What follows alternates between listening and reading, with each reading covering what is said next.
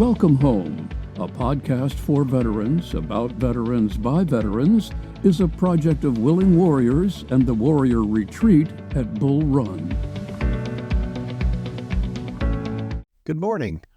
I'm your host, Larry Ziliaks, Director of Culinary Services here at the Warrior Retreat at Bull Run. And this week, our guest is Justin Henderson. He's the CEO of Veteran Hiring Solutions. They're out of the Boston area, but they provide services to help veterans find employment, primarily focusing on their skill set that they've gained through their time in the military. I haven't had much content on this subject, and I'm really excited about Justin joining us. So, Justin, welcome to the podcast. Well, thank you, Larry. I'm excited for the conversation. So if we could, let's start with a little bit about your background. You're a veteran, and what that transition was like for you going from Marine to civilian, and then what got you interested in helping other veterans with your company. Well, great. I'd be happy to. So about me, I'm from a small village about an hour south of Pittsburgh, Pennsylvania, and I joined the Marine Corps Reserve right out of high school in the mid-90s, was a motor transport operator, truck driver, automatic rifleman. In that time, I earned my degree in the University of Pittsburgh in economics, and then I went out in the workforce. And like so many other people, I really couldn't find meaningful employment. And what was interesting is I ended up managing a restaurant in Newport News, Virginia, the Hampton Roads area. Yeah. And that's a pretty dense military population. And it was like a bad joke. 3 Marines walked into my bar, and those 3 Marines earned their employment through a third-party recruiting firm that worked with veterans. And that's how I was made aware of this industry. And that was in 2006. And that's when I started doing this, which was bridging that gap of corporate hiring needs to what military experience can bring to corporate America. So let's talk a little bit about the services that you provide. So the Veteran Hiring Solutions, and I wanna direct everybody to your webpage, which is veteranhiringsolutions.com. Take a look at it. There's plenty of resources and things like that. But number one, do you provide services nationwide, or is it just in your local area there, or what's your geographic coverage look like? No, great question. Geographically, we're nationwide. I've helped veterans find employment in 48 out of 50 states. So really want to close out those other 2. I won't say who they are, but and what we're doing really is we're unique, because what I find in my 18 years of doing this is we train so hard in uniform to be the best at what we do. But as soon as you get out of uniform, that confidence level plummets, and you don't quite know, hey, what skill set do I have that's going to transition into corporate America, where I'm going to find a job where I could have a good career and I could be satisfied. And so what we did is we ended up really leaning into the AI revolution. And instead of using artificial intelligence to replace humans, we want to use it to empower veterans. So a good friend of mine helped develop the assessment program from the Navy SEALs 2011 to 15. He's currently the head of AI and assessment for a global Fortune 100. He helped us build an AI bot. And what it does is it helps that military transitioning veteran train for their interview. And we think that's really what a veteran needs, is that support and that ability to train for the next evolution. So our bot, what we call BMAX, what that bot does is it takes the job description that veteran's going to interview for, and it takes the veteran's resume, and then it curates specific interview questions for that role for that person. And then it gives them actionable feedback on how to tighten up their answers. So what we're doing is we're letting them train for that evolution. And what that's doing is that's helping build their confidence and better understand their place in the market. And there's no cost for the veteran, is there? No. The companies are what pay our fees. Yeah. For finding the right veterans. So what we're here to do is really to empower them any way we can. Another approach I came up with is, people don't realize this, but the job description was created in the early 1900s. It was really implemented during the Great Depression. That's when we had an unemployment rate of around 24%. And here we are using that same document to go find talent. We're in the tightest labor market in over 60 years. Yeah. So what we've done is we use what are called performance-based job descriptions. Really what it is, it's just putting the job into layman terms. This is what you're going to do. These are the challenges you're going to have to overcome. Here's what long-term success looks like. And so we have that so that the job seeker can read about the role, see themselves in the role, and kind of make that connection. But what I'm really proud about what VHS does is we also use video-based job descriptions. And what those are is we bring the hiring manager on camera, because we believe people don't take jobs with companies. They take jobs with leaders. They don't quit companies. They quit leaders. So we bring the hiring authority on camera and we talk about the commander's intent of the role. And what does right look like in this position? And again, we're putting the language of the veteran job seeker so they can better understand the role. And then they can internalize how their military experience correlates for that position's needs. Mm-hmm. So what's been really fascinating is once those job seekers see that video, they usually come back to with me, here's my resume, but here's a write-up on why I'm a fit. And I'm going to talk about every point that hiring manager put in there about how I tackle that issue and how I can be an asset to the team. So it's been a really interesting progress. So are there particular career fields that you specialize in? Well, when we talk to our companies, our corporate partners, the first thing we're looking at is it a good job? Right? Hey, why is this a good role? Because veterans deserve meaningful employment. Mm-hmm. But as far as the type of role that we specify, we deal with our industry, what we try to stick to is roles that are easily convertible out of the military. So we're not going to get a role that requires a PhD, mm-hmm. a chemist, because that's just not in the military right now. Right. But if it's about breaking and fixing things, it's about logistics, it's about leadership, it's about being a high performer, roles like sales, business development, those are project management. Those are the type of roles where we know directly, military experience directly correlates with that role. Mm-hmm. Those are the roles we're taking on. Mm-hmm. And the companies that you partner with, are they always looking for employees, or is some of this contract work? So for us, we only partner with organizations that are offering full-time W-2 employment. Okay. We're not working with contractors, things like that, because really we believe our biggest asset, what we can do to the veteran that is one looking for that full-time job, is help them transition. Mm-hmm. Are there particularly, you found any larger veteran-friendly companies? I mean, one that comes to mind around us, and that is a huge supporter of us here at the Warrior Retreat, is Home Depot. Oh, yeah. Home Depot is a great one. Yeah. I think the word's out on what great employees we are. If you look at the data now, the national unemployment rate is 4.1%, where the veteran unemployment rate is 2.8%. Mm-hmm. So, we are a highly desirable group. So I've worked with companies, Air Liquide, ASA, Abloy, that have really helped us in helping build this program. So they're very veteran friendly. But I find that every leader understands the value of military and they want to hire military. Mm-hmm. It's not that they don't want to, if they don't know how to. Mm-hmm. And that's where we come in, is that translator between that antiquated job description and that antiquated resume system. We're the translators to make that. Do you find that employers have any reluctance to hire veterans because of stories about issues that veterans have with PTS, TBI, different things, where they just see it more as a problem? That's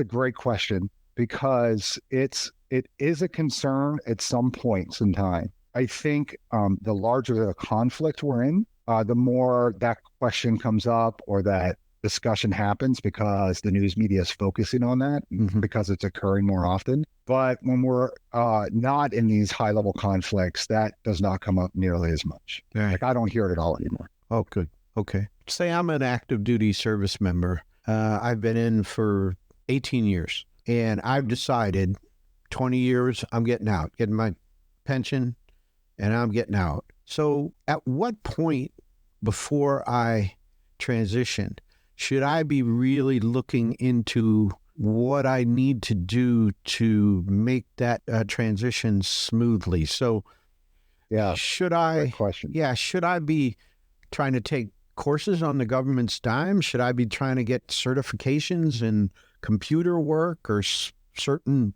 type of, certifications that come with particular jobs? What should I be doing to prepare for that transition? Yeah, it's such a great question. And, everybody's transition is unique. So one, don't follow somebody else's trend. Just because your friend got out a year ago or 2 years ago and they have an amazing job and they're happy as can be, doesn't mean that job's right. So rule number one, I've heard that a lot of times. My buddy's doing this when he got out, I'm going to do it. Don't chase somebody else's transition. Mm-hmm. Really have that edge of bed conversation with yourself of what do I want my next phase of life to look like? And when you're at that 18-year mark, your adult life has been in the military, in the government. So some will feel more comfortable, go right into contracting, go right into more of that, staying in that kind of lane. But it's something you've got to think about at that mark, because like you alluded to, certain paths, contracting may need a certification to get that contracting job you might want, where corporate America might need a degree. Mm-hmm. And so the sooner you can really have that conversation with yourself of who you want to be, then you can understand your path. But at that 2-year mark, LinkedIn, you should have a LinkedIn profile. The further we get away from uniform as veterans, the more we want to engage with those in uniform. So it's a great time to communicate with your community, start building networks within organizations that you may want to interview with as you're transitioning. Because as you build those relationships and you have rapport, you're not asking for anything, you're giving and you're building a rapport. And then with that transition time, you can ask, Hey, Larry, I'm really interested in Home Depot. And they have this job at their distribution center. I'm really thinking about applying. Do you know anything about it? Hey, do you know who the hiring manager is? So at the 2-year out mark, definitely start getting social, start understanding what you want to. And then if it is certifications, Syracuse has a certification system there that you can go to for free for veterans. It's IMVF. So, there's a lot of places out there that are nonprofits you can look at, but definitely at least get the LinkedIn profile going, start getting networking and truly understand, am I going to corporate America or am I going in? I think at the 2-year mark, that's where you should be. So let me just say the webpage again. It's veteranhiringsolutions.com. And yes, sir.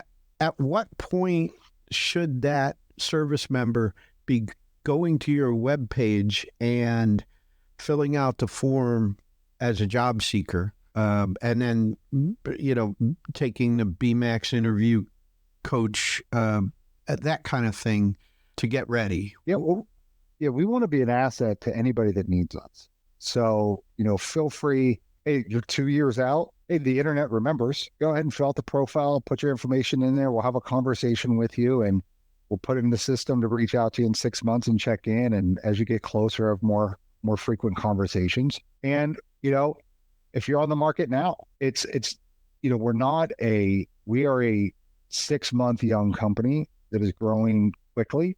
So, and the team we have are very seasoned in this business. Yeah. So we may not have something for you today, but we can get something for you soon. And then also, like you said, getting in the system and give you access to BMAX so that you can have those conversations and train for other interviews. So, hey, maybe we're not getting you the job, at least we can train you to win the right job. And I didn't even mention, I forgot about the other bot we have. The name is up in the air, but I think Lima Charlie is what we should call it. But it's a culture bot. And that is for those veterans that have transitioned out of uniform. They're in corporate America now and or just want to better understand how to communicate effectively in corporate America. That's what there's a safe space there to ask questions. Yeah. So yeah, any point in your career transition, look us up. We're here to help. Yeah. Which is important too, because when you go to the webpage, there are jobs posted. What I don't want somebody to do is to look through those jobs and say, I don't see anything for me and move on. I think, you need to become involved with Veteran Hiring Solutions just to get the help with resume, the training, the confidence that you need. And they might not have anything for you, but they certainly can help you. And so don't overlook the webpage and the Justin and the company as a huge resource for what you may find on your own. Yeah, I don't want anybody to do that. Well, Larry, that's another excellent point. Is so much about what we do is relationships and understanding the intent of our corporate partner leadership. So we have partners now that say, hey, Justin, if you find me a special forces NCO or junior military officer that wants to get in construction that's open to the Southeast, let me know. We'll hire them now. Well, that's not a requisition that's on our system. But when those people do come to us, we talk to them about that client every single time. Yeah. And so there's organizations that have right now, we talked about Asa Abloy is a strong corporate partner with Veteran Hiring Solutions. The game plan there is to help develop and upskill veteran talent in the long run through their company. So there's something that you won't see right now, but if you're in our system and we're ready to turn that on, you're going to be the first one we talk to. Yeah. So what do you think companies and HR departments and leaders in corporate America, what are the things that they're looking for that a veteran would have that's not related to their military service, such as community involvement, maybe membership in particular associations or organizations? Is there anything that you see that companies like to see in addition to that strong military background? What a great question. To think on that one. I've never had the conversation of, hey, he's a Boy Scout or she's a Girl Scout or something like that. And except for people that were Boy Scouts and Girl Scouts and understand how hard it is to get to that point. Yeah. You know, that ever was a big deciding factor. I think it's one of those cultural indicators of, is this person going to fit into our culture? Hey, if we're a nonprofit and under activities, I don't see anything associated with them volunteering anywhere, maybe they're not a good fit. But I think that's probably the only time I see that influence. Really what HR is looking for, it's so funny. Every human I talk to, and when we're talking about bringing on new corporate partners, they talk about the human they want to hire. And we know that military service creates a higher performing human. But it just ends up just the way the process is built now to vet humans is just through experience, the job posting and a resume. So you can't really see us and what makes us unique.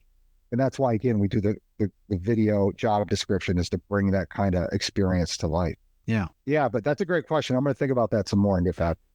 Let's talk a little bit about the value of a clearance, whether it's just secret, top secret. Here in the Northern Virginia area, they're very valuable. But what's your experience been? Well, again, that's the edge of the bed conversation. You know, are you going to leverage your clearance in your transition or not? If you're going to leverage it, it's extremely valuable. If you're going right into a corporate job at some skyrise in some big city, probably not that valuable.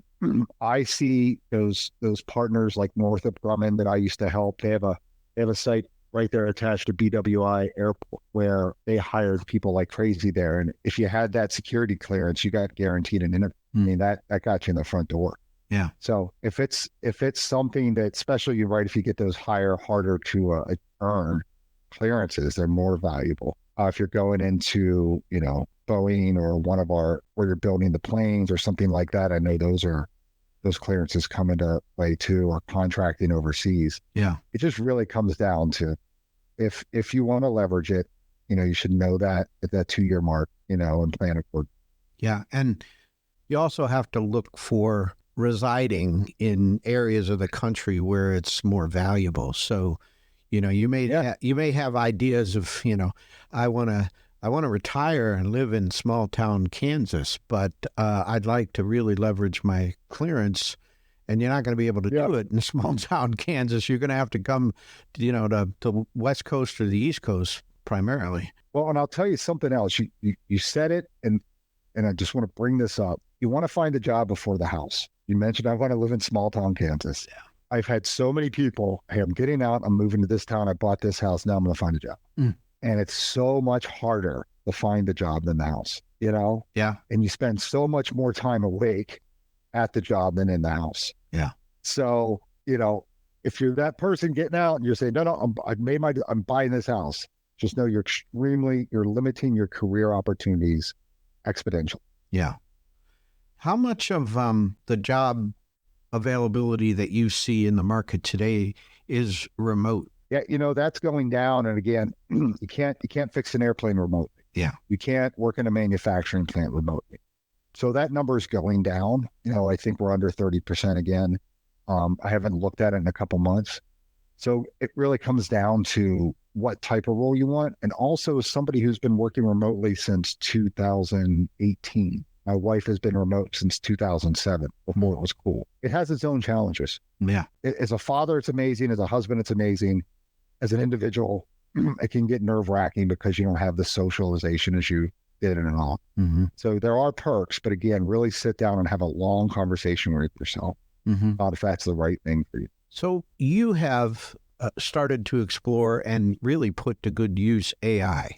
But what impact do you see it having on job seekers and their ability to connect with a company, HR departments using more AI to go through resumes it just seems like it has the potential to really make it hard for people to tune in to try and find specific employment. What's your experience been like that? Well, you're right. First, we live in an attention economy. Every piece of technology wants our attention. And we're leveraging technology to find a job. And people are using these automated application bots, and corporations are using automated screening bots. And so right now we're right in the middle where there's just a lot of noise. There's just a lot of noise in the application system. I think AI is going to come in time and be able to clear that out and really help identify the right personas to look for, not just the right words on a resume. And I could even see companies moving to the point where they have their own bot that you could talk to about the culture of the organization and what it's like to work there and have conversations with. So I could see it actually becoming a value add. It's just right now we're in this moment where a lot of companies are looking, going, hey, how can I implement this to replace a few humans already? Mm-hmm. But I think that time's going to pass. So you sort of see it as maybe even taking over the human role in interviewing, maybe? Yeah, so the father of AI said, hey, AI will beat a human, 10 out of 10 times pretty much, but it will not beat a human empowered with AI. So I think that where we're going to go is just like now with VHS. We have the AI interview training bot, but after you're done training with BMAX, you sit down and talk to one of our recruiters about that experience, and we help you human to human make that connection. Yeah. I don't think there's ever going to be a point where a corporation, anyone that truly values the human talent they have, is ever going to stop that human non-human interaction. Yeah. It just, because what a high performer doesn't want to go to an organization like. Yeah, you don't want to go to work with a bunch of robots. No, right? Yeah. Well, again, the webpage is veteranhiringsolutions.com. This is one of the rare episodes where I'm not telling our listeners to bang on that donate button on the top right-hand corner, but reach out to Justin and his team and make full use of the resources that they have. Really great to see this kind of thing offered to veterans who are transitioning because, when I got out in '83, it was a fine howdy do and here's a ticket home. Yeah. And so it has gotten better. The branches have done more for separating service members. They don't do as much as they could, and that's primarily because it costs money, and it's going to take a long time for the mindset to change and move from, we're not going to spend money on people who aren't going to be here anymore, to the Army, I think, has really the best approach with their Soldier for Life program. And I was just going to mention that. Yeah. And really just kind of saying, okay, we really want to help beyond your time in uniform. And until the other branches catch up, there is Veteran Hiring Solutions. That's the bridge. And so Justin, thank you so much for joining us. I really appreciate it. It's been wonderful. Yeah, Larry, thanks again for the opportunity and look forward to helping all the audience transition. Okay. Thanks, Well, hey, everybody, look him up on LinkedIn and check out the webpage and, take advantage of these resources. For our listeners, we'll have another episode next Monday morning at 0500. If you have any questions or suggestions, you can reach us at podcast@willingwarriors.org. Until then, thanks for listening. The Welcome Home podcast is brought to you by Willing Warriors, a nonprofit organization serving active duty service members and veterans since 2012. To learn more, please visit our webpage at willingwarriors.org.